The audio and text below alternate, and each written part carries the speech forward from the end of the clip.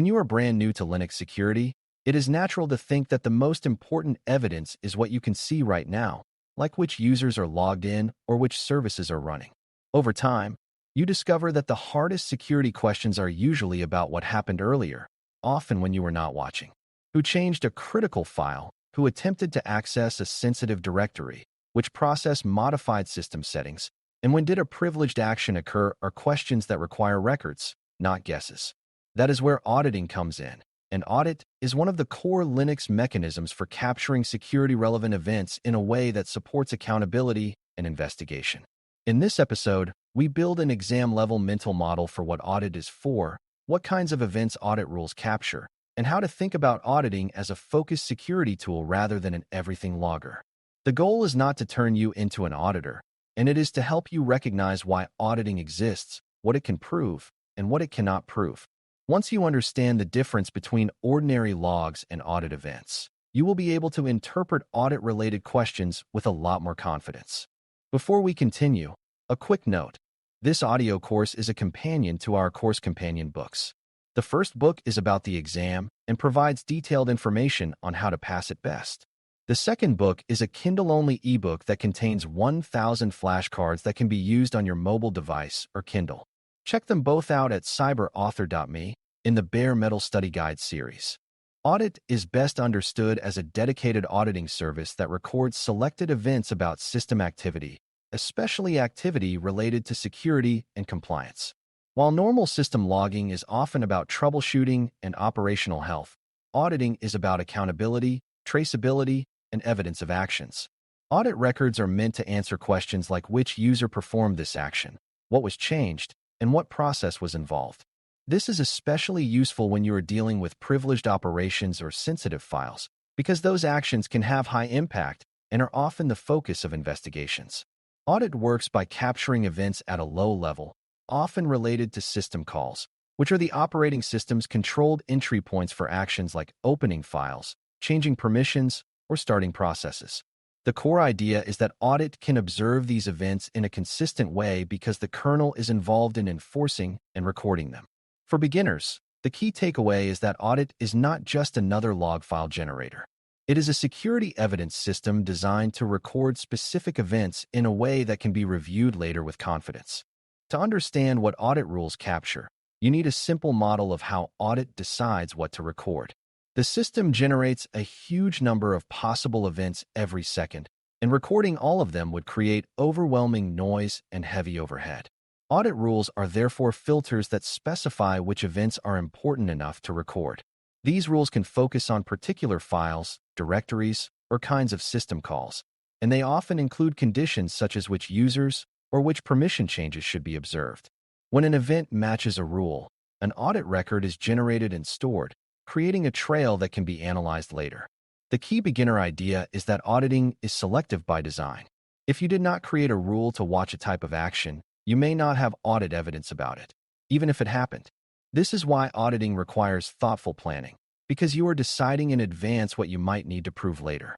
On the exam, the correct reasoning often involves recognizing that audit rules define what evidence exists. One common category of audit rules is file and directory watching, which is one of the easiest ways to grasp the purpose of auditing. If a system contains a critical configuration file, a sensitive key file, or a log directory that should not be modified casually, you can define rules that record when those objects are accessed or changed. The value here is that you can later answer who touched the file and what kind of access occurred, such as reading, writing, or changing attributes. For beginners, it helps to think of this as placing a security camera on a specific door rather than trying to watch the entire building at once. You are not trying to capture every action on the system, and you are capturing actions that matter for integrity and accountability. File watch rules are especially common in compliance-oriented environments because they provide evidence that sensitive objects were not modified unexpectedly. When you see exam wording about tracking changes to a configuration file, audit rules that watch file activity are the conceptual match. This is also a reminder that audit rules are proactive because you set them before you need the evidence. Another audit rule category focuses on system calls that represent sensitive kinds of behavior, such as actions related to identity, privilege, or system configuration. Many impactful changes on Linux ultimately come down to a small set of system calls, like those that change file ownership, modify permissions, create new processes, or adjust system time. By auditing those system calls, you can capture high-value events even if they occur across many different files. This is useful when you care about the action type more than the specific file path. For example, if you want to know when privilege-related settings are changed, you might audit the relevant operations rather than listing every file that could be involved. Beginners do not need to memorize system call names for Linux Plus, but they do need the idea that auditing can be action-based as well as object-based. That action-based approach allows you to detect patterns like repeated permission changes or suspicious process creation under certain users. On the exam, when a question emphasizes tracking a type of behavior rather than one file, system call-based audit thinking is often the correct direction. Identity and privilege changes are another major area where audit is useful because those changes can alter who has access to what, and they often occur infrequently enough that logging them does not overwhelm the system. If an account is created, a group membership is modified, or a privilege setting is adjusted, those are events that you would want evidence for in an investigation.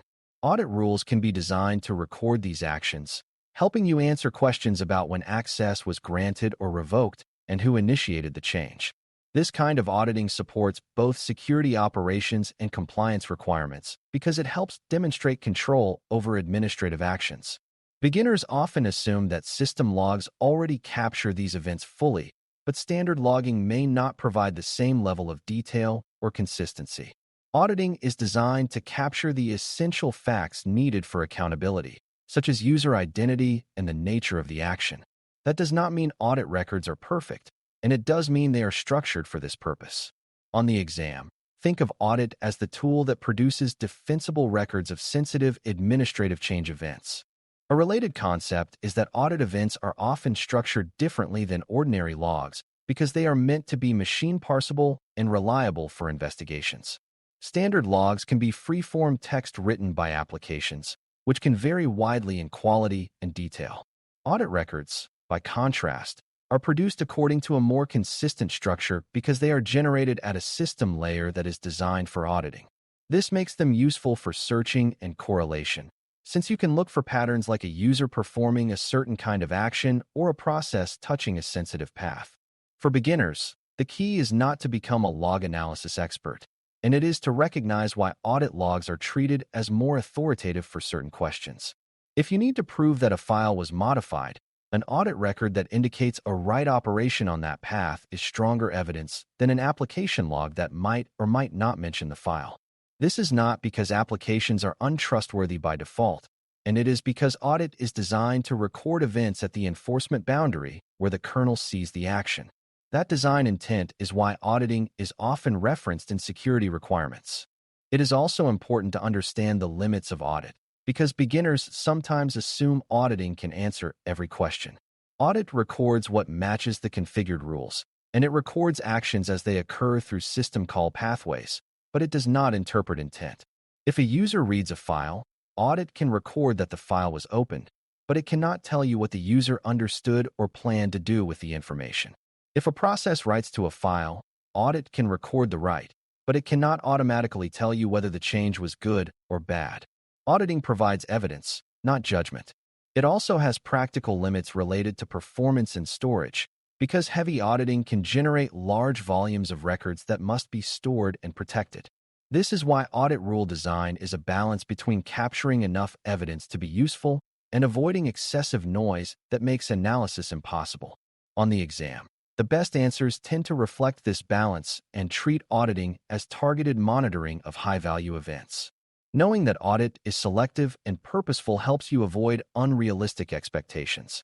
Another important concept is the relationship between auditing and tamper resistance, because audit records are only useful if they can be trusted. If an attacker can modify or delete the audit trail, it becomes much harder to reconstruct what happened. In many environments, audit logs are protected through permissions, centralized forwarding, or write-once storage approaches. But at exam level, you mainly need to understand the principle. Audit provides the record, but the system must also ensure the record is retained securely. This is why auditing is often discussed alongside broader logging pipelines and retention strategies. A beginner-friendly way to frame it is that audit is the camera, but you still need to keep the footage safe. If the footage is stored on the same machine and not protected, a skilled attacker might attempt to erase it. That does not mean audit is useless, and it means audit is one part of a broader evidence strategy. For Linux Plus scenarios about compliance or forensics, acknowledging the need to protect audit records demonstrates mature understanding. Audit rules also often include the concept of keys, which are labels attached to rules to make it easier to find related audit events later. You can think of a key as a tag you attach to a type of audit event so you can search for it more easily during analysis. This is not a security mechanism by itself, and it is an operational convenience that supports investigation workflow. The key idea for beginners is that audit data can become large, so having a way to categorize and filter what you recorded is valuable. If you have one set of rules for authentication-related events and another set for file integrity events, keys help you separate those streams in analysis. On the exam, you might see references to organizing audit events or making audit logs easier to search, and keys or labeling concepts are often the answer direction. Even if you do not remember the exact term, understanding that audit rules can be labeled for later retrieval is the conceptual point. It reflects the reality that audit is not just about capturing events, and it is about making them usable. Finally, it helps to connect audit to the broader Linux logging story so you do not confuse which tool is responsible for which kind of record. Journal logging and traditional system logs capture a wide variety of operational messages, including service status, application errors, and informational events. Audit captures security-relevant events defined by audit rules, often at the system call level, and produces a structured trail that supports accountability. These systems can coexist, and they often complement each other, because an investigation might correlate an audit event showing a file write with a system log showing a service restart shortly afterward.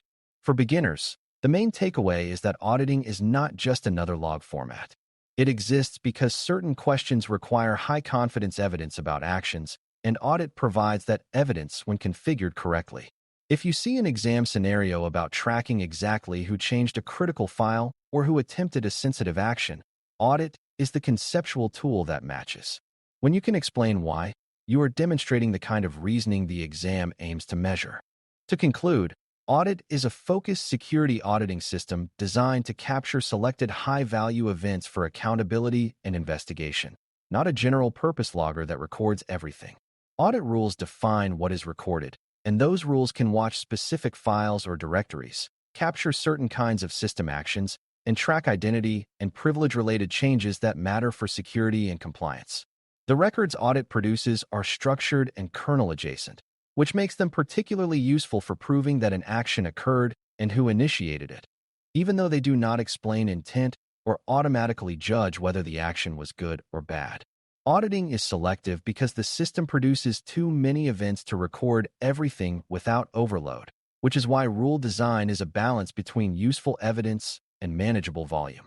Audit logs also need protection to remain trustworthy, because evidence is only valuable if it cannot be easily erased or altered. When you can describe audit as targeted evidence capture and explain what audit rules are meant to observe, you have the exam-ready foundation for understanding Linux auditing and how it supports real security work. Thanks for listening. For more audio courses, daily newsletters, and more, please visit baremetalcyber.com.